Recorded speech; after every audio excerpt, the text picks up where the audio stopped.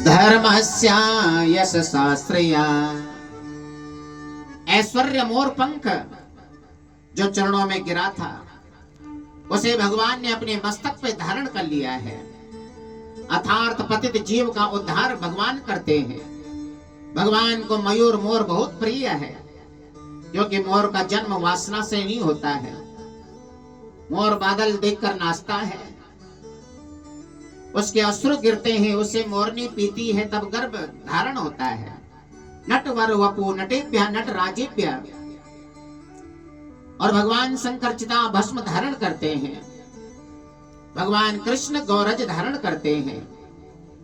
भगवान शंकर जीवित को मारते हैं और भगवान कृष्ण मरे हुए को जीवित करते हैं। कनक कपिसम भगवान का यश लोक परलोक में व्याप्त है। वैजंतिम च मालाम ज्ञान वैराग्य से युक्त है। भगवान अपनी अधर सुधा से बंसी के छिद्रों को भर रहे हैं और इस प्रकार से गोपियों को जलन होती है और कहती है बंसी से, अरे बंसी तो हमेशा भगवान के अधरों से लगी रहती है, न जाने क्या कारण है।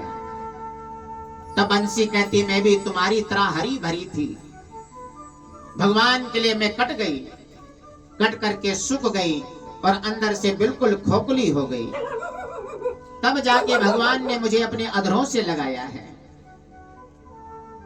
और इधर सखियां आपस में वार्तालाप करती हैं।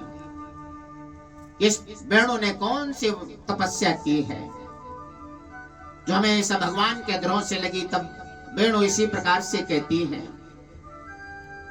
गाय घास खाना भूल गई है, कानों को उठा करके इस वेणु के नाद को सुन रही है। उनके बछड़े दूध पी रहे हैं, मुंह में झाग लगा हुआ है। गावश्च कृष्ण मुख निर्गत वेणु गीत, पीयूष मुत्तभित कर्ण पुटे पिबंत्या।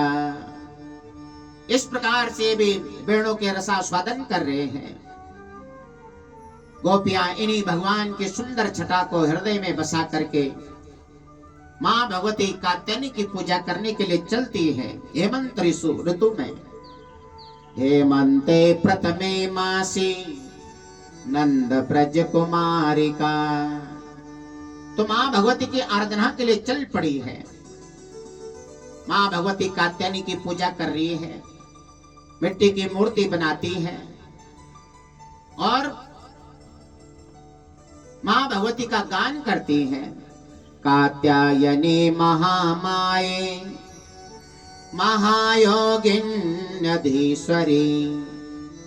नंद गोप सुतम देवी पतिम में कुरते नमः। हे मां कात्यायनी, हमें भगवान कृष्ण पति के रूप में मिले, इस प्रकार से प्रार्थना करती है। भगवान ने देखा ये पूजा तो कर रही है लेकिन किसी का अपमान भी कर रही है। निवस्त्र होकर के स्नान कर रही थी तो भगवान ने इनके वस्त्रों का हरण कर लिया है। भगवान छोटे से हैं लेकिन सर्वज्ञ हैं और इस प्रकार से इस चीर हरण लीला में अहंकार का पर्दा हटा करके प्रभु को सर्वस्व भुला करके अर्पण करने का भाव है।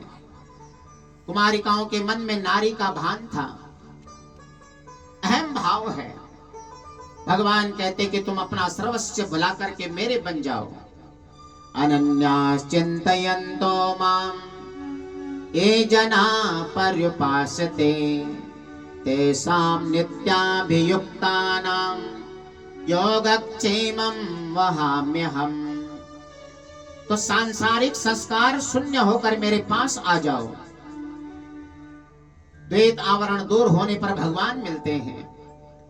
शरीर को वस्त्र छिपाता है, आत्मा को वासना छिपाती है और वासना का पर्दा हटते ही भगवत प्राप्ति होती है। अज्ञान वासना का पर्दा सद्गुरु कृपा से दूर होता है।